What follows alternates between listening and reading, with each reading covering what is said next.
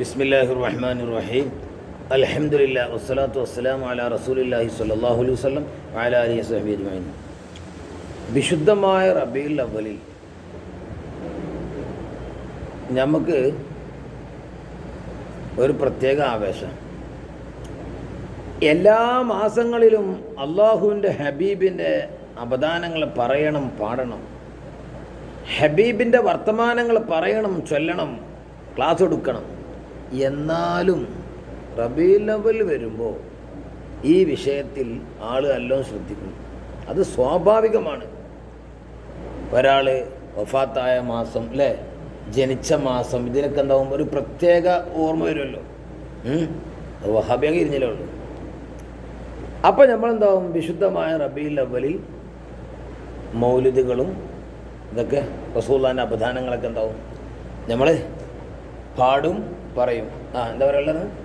എന്താണ്? സ്വർഗത്തിൽ പോകാൻ വേണ്ടി കുറെ കാര്യങ്ങൾ പഠിച്ചു. അതെ അതെ അതെ അതിൽ അതായത് ഇവിടെ വഹാബികൾ സാധാരണ ഓല പല അബദ്ധങ്ങളുണ്ട്. അതിൽപ്പെട്ട ഒരു അബദ്ധമാണ് എന്ത്? അള്ളാഹുവിൻ്റെ ഹബീബ്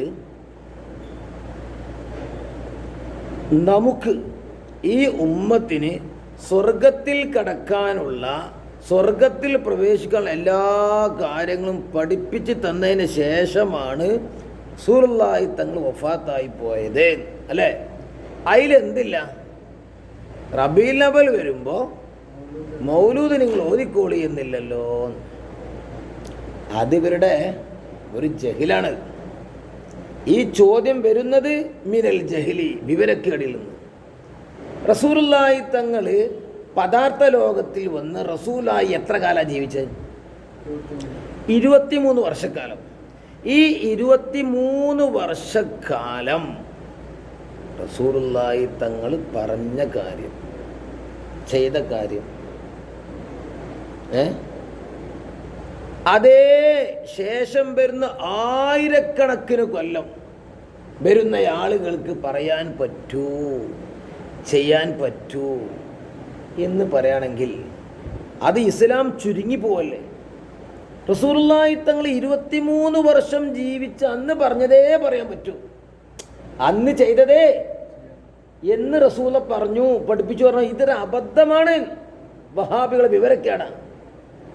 അതല്ല ഇതിൻ്റെ മാന.